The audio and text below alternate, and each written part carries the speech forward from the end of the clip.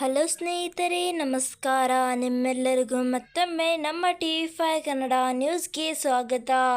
ಸ್ನೇಹಿತರೆ, ನಾನು ಇವತ್ತು ರೈತರಿಗಾಗಿ ಒಂದು ಮುಖ್ಯ ಮಾಹಿತಿಯನ್ನು ತಂದಿದ್ದೇನೆ. ಹೌದು ಸ್ನೇಹಿತರೆ, ಆ ಒಂದು ಮಾಹಿತಿ ತಿಳಿಯೋ ಮುನ್ನ ನೀವು ಇನ್ನೂ ಆದರೂ ನಮ್ಮ ಚಾನಲ್ಗೆ ಸಬ್ಸ್ಕ್ರೈಬ್ ಮಾಡಿಲ್ಲವೆಂದರೆ ಈ ಕೂಡಲೇ ಸಬ್ಸ್ಕ್ರೈಬ್ ಮಾಡಿ. ಹಾಗಾದರೆ ಬನ್ನಿ ಫ್ರೆಂಡ್ಸ್, ಆ ಒಂದು ಮಾಹಿತಿ ಏನೆಂದು ನೋಡೋಣ. ಇಂದಿಗೂ ದೇಶದಲ್ಲಿ ಕೋಟ್ಯಾಂತರ ರೈತರು ಆರ್ಥಿಕವಾಗಿ ದುರ್ಬಲರಾಗಿದ್ದಾರೆ. ರೈತರಿಗೆ ಕೃಷಿಯಲ್ಲಿ ಯಾವುದೇ ರೀತಿಯ ತೊಂದರೆ ಆಗದಂತೆ ಮತ್ತು ಅವರ ಜೀವನೋಪಾಯಕ್ಕಾಗಿ ಭಾರತ ಸರ್ಕಾರವು ಅನೇಕ ಯೋಜನೆಗಳನ್ನು ನಡೆಸುತ್ತಿದೆ. ಇವುಗಳಲ್ಲಿ ಕಿಸಾನ್ ಕ್ರೆಡಿಟ್ ಕಾರ್ಡ್ ಯೋಜನೆ, PM ಕಿಸಾನ್ ಮನ್ಧನ್ ಯೋಜನೆ ಮತ್ತು PM ಕಿಸಾನ್ ಸನ್ಮಾನ್ ನಿಧಿ ಯೋಜನೆ ಪ್ರಮುಖವಾಗಿವೆ.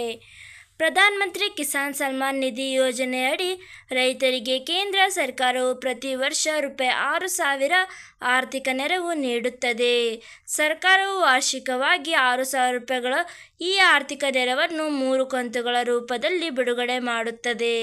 ಪ್ರತಿ ಕಂತಿನ ಅಡಿಯಲ್ಲಿ 4 ತಿಂಗಳ ಮಧ್ಯಂತರದಲ್ಲಿ ರೈತರ ಖಾತೆಗಳಿಗೆ ₹2,000 ಜಮೆ ಮಾಡಲಾಗುತ್ತದೆ.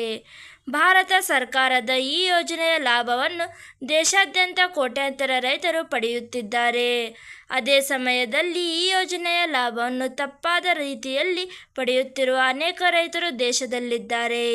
ಇದಕ್ಕಾಗಿಯೇ ಕೇಂದ್ರ ಸರ್ಕಾರವು ಯೋಜನೆಯಲ್ಲಿ KYC ಮತ್ತು ಭೂ ದಾಖಲೆಗಳ ಪರಿಶೀಲನೆಯನ್ನು ಕಡ್ಡಾಯಗೊಳಿಸಿದೆ. ಭಾರತ ಸರ್ಕಾರವು PM ಕಿಸಾನ್ ಸನ್ಮಾನ್ ನಿಧಿ ಯೋಜನೆಯ 18ನೇ ಕಂತನ್ನು ಶೀಘ್ರದಲ್ಲೇ ಬಿಡುಗಡೆ ಮಾಡಲಿದೆ. ಯೋಜನೆಯಡಿ ಭೂಮಿಯ ದಾಖಲೆಗಳನ್ನು ಪರಿಶೀಲಿಸಿದ ಮತ್ತು KYC ಮಾಡದ ರೈತರು ಈ ಯೋಜನೆಯ ಪ್ರಯೋಜನವನ್ನು ಪಡೆಯುವುದಿಲ್ಲ. ಮಾಧ್ಯಮ ವರದಿಗಳ ಪ್ರಕಾರ ಭಾರತ ಸರ್ಕಾರವು PM ಕಿಸಾನ್ ಸನ್ಮಾನ್ ನಿಧಿ ಯೋಜನೆಯ 18ನೇ ಕಂತನ್ನು ತಿಂಗಳಲ್ಲೇ ಬಿಡುಗಡೆ ಮಾಡಬಹುದು. ಆದರೆ ಯೋಜನೆಯ 18ನೇ ಕಂತಿನ ಬಿಡುಗಡೆಯ ದಿನಾಂಕಗಳ ಕುರಿತು ಸರ್ಕಾರ ಯಾವುದೇ ಅಧಿಕೃತ ಘೋಷಣೆ ಮಾಡಿಲ್ಲ.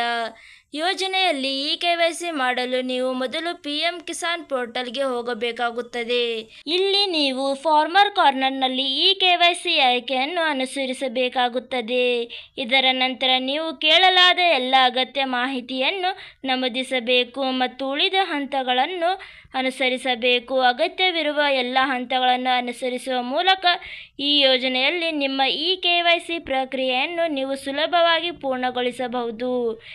KYC ಮಾಡಲು ನಿಮಗೆ ಇನ್ನೊಂದು ಆಯ್ಕೆಯೂ ಇದೆ.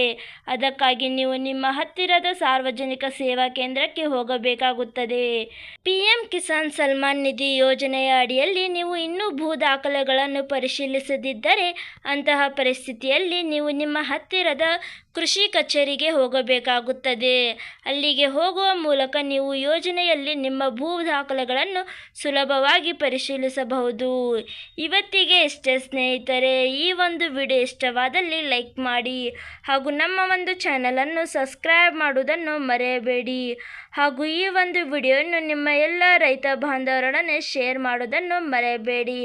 ಹಾಗೂ ಮುಂದಿನ ಒಂದು ಹೊಸ ವಿಡಿಯೋದಲ್ಲಿ ಸಿಗೋಣ. ಅಲ್ಲಿ ತನಕ ಧನ್ಯವಾದಗಳು.